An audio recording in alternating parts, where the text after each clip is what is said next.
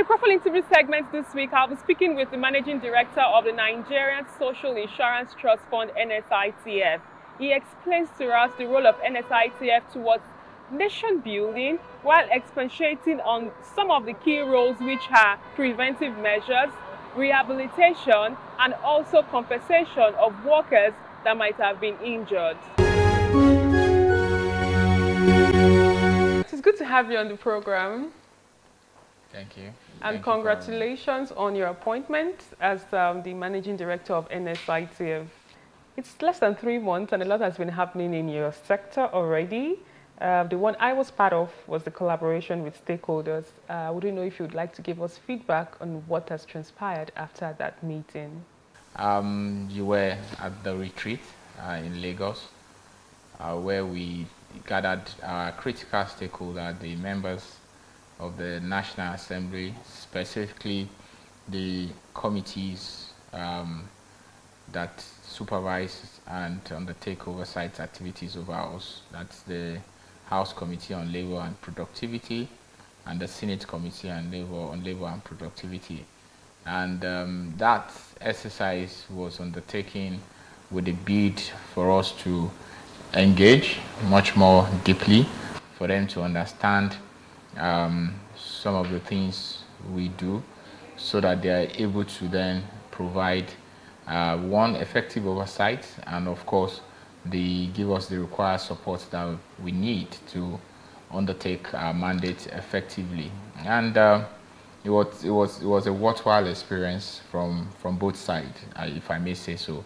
I think one of the most rewarding feedback that I got was the statement from 1 or 2 honorable members that were keen to then take us to their respective constituencies for us to better explain the benefits of the employee compensation scheme to their members of their constituency. And I thought that you know, if it kind of showed me that what we intended was achieved, because we had educated them much more deeply as to the benefits, and they saw those benefits, they understood it, and they wished for their members to also understand it in that light. And so that was a good one from that. Are there any plans by NSITF to ensure that it's not just the public and private sector workers that are aware of the benefits of you know, being part of NSITF by contributing their own quota to the system? What is the plan of NSITF towards capturing informal workers? In my view, the informal sector are part of the private sector. So from our perspective, there's the public sector, which comprises the federal government, state government, local government employees, you know, and then there's the private sectors, which is everybody that is not part of that public sector setup. So an informal sector will be part of that. So within that informal sector, within that private sector is the informal sector, which in our estimation is the most critical element of, you know, of that private sector, because when you look at the workforce, Nigerian workforce, the informal sector constitutes almost 70% of that, you know, that setup. And if we're able to crack that, if we're able to provide the necessary you know, cover for them, then we would have, you know, been able to, you know, reach a very large segment of our people. But I think the critical nature of it is that because they are of different nature, you must be able to tailor, you know, and some form of product that suits that what will work for an Okada rider will not work for a tailor, for instance, because they are, you know, prone to all sorts of different accidents framework. So, but we're thinking about it. You know, we hopefully will be engaging with Smiden to really use their database and use their own platform to also push the agenda. Part of our efforts with regards to informal sector is also to undertake certain health and safety training and awareness, so that we can reduce the threshold for accidents and incidents around where they work and all of that. And one of the things that we're also thinking about is also to engage from an association-led relationship, because you find from the informal sector, you find association of Okada riders, association of tailors, so given the loose nature of their setup, I think we're better off approaching it from that association level, so that then they can really dovetail back into the informal sector. But that's really without a doubt a critical part of where we're looking at in order to boost compliance across the country. With the rate of poverty level in the country, there is that growing need of social security. And I wouldn't know if NSITF can also provide such services. Yes, we can. And when we speak about social security in a broader sense, there are different elements to it. There is out of work, depending on where you are. There is out of work social support. There is child benefit. There are so what we focus on at the moment is employee compensation, which is that if you're working and you're injured, there is accident, death, or injury as a result of your work, then we will provide a social insurance, a compensation or claim in that regard. That's an element of, social security. But I mean, if you look at NSITF Act in itself, it has made provision for a robust, social security services, that cuts across all of these, parts of social security that I spoke about. But from my own perspective is that we need to focus on the employee compensation scheme and do it well. If we do it well, we will be seen to contribute our quota to the economic productivity of Nigeria, and then everybody can take benefit of that. And if you do it well, it might also require less of other auxiliary social security that is required. There's no need. If you look at the structure that we provide, if you're injured as a result of work, we'll provide you with disability support and all of that. Then there's no need for you to be claiming out of work benefits. There's no need for you to claim certain benefits if those things are there. So they can actually work to reduce dependency on other sort of claims that are there. But we don't have those sort of claims in Nigeria. So the one that is mandated, let us do it well, let us effectively do it. And then, of course, I know that government is working on other aspects of social security, all of the poverty alleviation initiatives that there are. All of those can take care of, some other aspect of it. But for those that are working and contributing to the productivity, I think this is an important social safety net for them. Translates to about 130,000 employees. We paid billions in compensation. In terms of health and safety, we've trained over 25,000 employers in terms of health and safety initiatives. But that's a far cry from where we want to be. If you understand that all of the public sector, with the exception of the Nigerian military or the Nigerian armed forces, are supposed to be, subscribers to this, then you understand that it's a far cry. If you understand that all of the state governments, all of the local governments, every employer of labor above 5, anybody that employs above 5 employees are supposed to be subscribers. So your tailors with 5, tailors in the office, your fashion designer with 10 people, everybody is supposed to be. So it's really a far cry from where we want to be. But I think that one of the mitigating or militating factor against that is lack of awareness.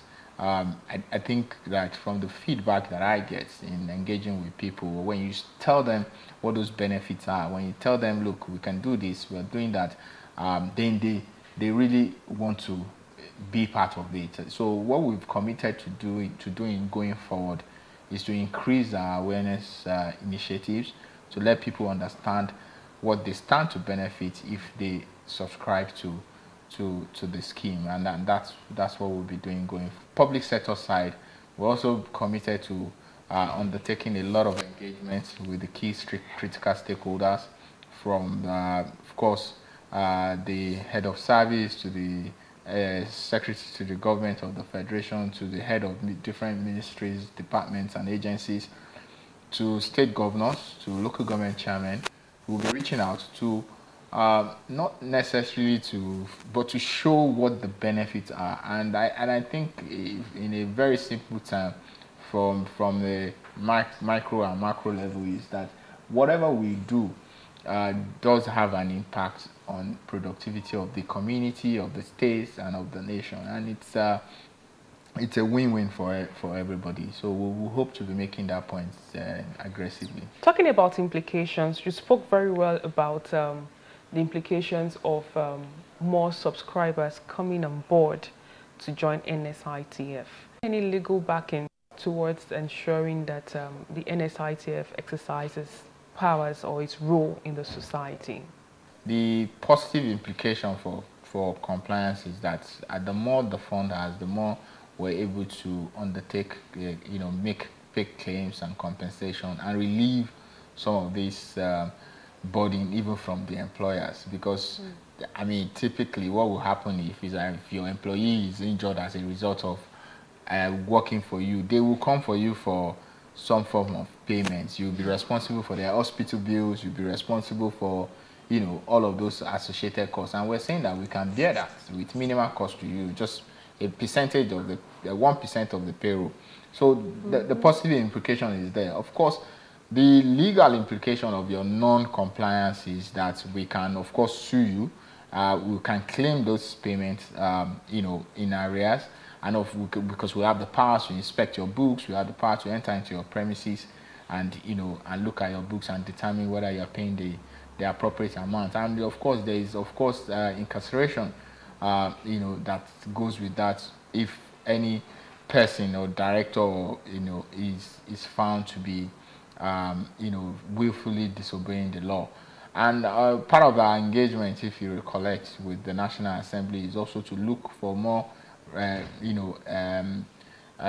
enforcement teeth, so to speak, to get people, because I believe that we need much more legal backing to undertake much more vigorous enforcement, because you're not doing anybody a favor. It's really for the entire ecosystem, and the more we all contribute into that fund, the more we are safeguarding and sustaining our economic productivity and economic sustainability. So we would engage with the National Assembly to look at it. Presently, arising from that engagement, we're also looking at the law to look at all of the aspects of our operations to see where we can, given our experience in operating that scheme in the last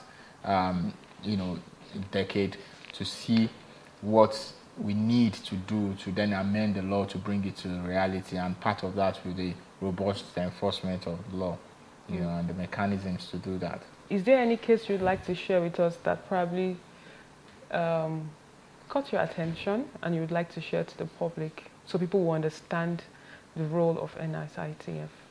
There are several. I mean, like I said, these are not just numbers. These are people's life that are impacted on a daily basis. And until you see that close up, until you feel, from where I stand, I understand the importance of that.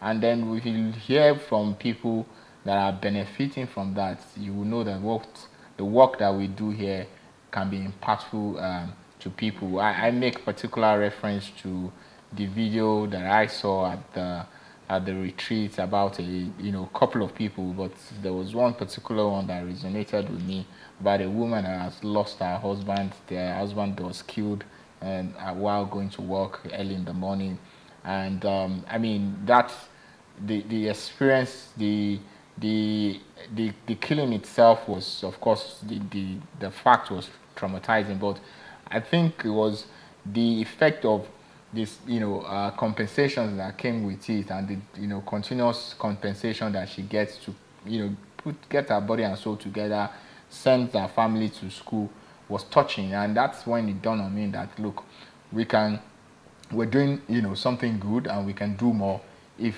all stakeholders, and including employers, employees, and everybody understand the importance and the impact that those supports have on particularly affected families. And we are committed to doing more. We're committed to improving our services.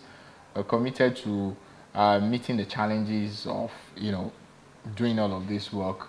We're also committed to get the feedback from doing it, because there are, from our side, there are a lot of improvements that we must make to bring us, up to speed with people's expectation. So we're committed to all of that, and we will continue to focus on those issues. So finally, what should subscribers be expecting from NSITF, and those that are also willing to subscribe, what should be their expectations from you, maybe in the next 2 years? Yes, so I mean, from an expectation angle is for us, we want to be an organization that is easily accessible, so to speak. We want to make our processes much more nimble, much more user-friendly, such that people are able to come to us, interact with our platform in a much more easy way. So in that regard, part of our initiative is to digitalize some of our operations, such that you don't have to, stress whenever you engage with us. Most importantly is to see enhanced and increased claims payment. Of course, I understand from feedback that those claims process may be a bit cumbersome. We're looking to, streamline them to make them, quicker, faster, and more accessible. In a whole, I also imagine that they will see a much more changed organization.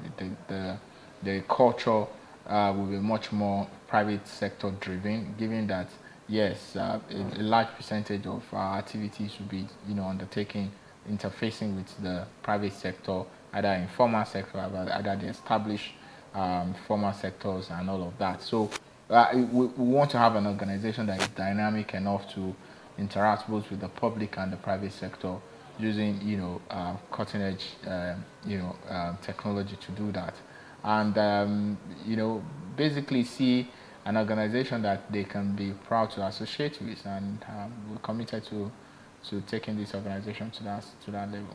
Thank you very much for your time. Thank you very much. Thank you for having me. And that's all we can take on today's edition of the program. Join us next week for a fresh edition of the show. I am Sharon Ijason. Thanks for watching, and remember that labor creates wealth.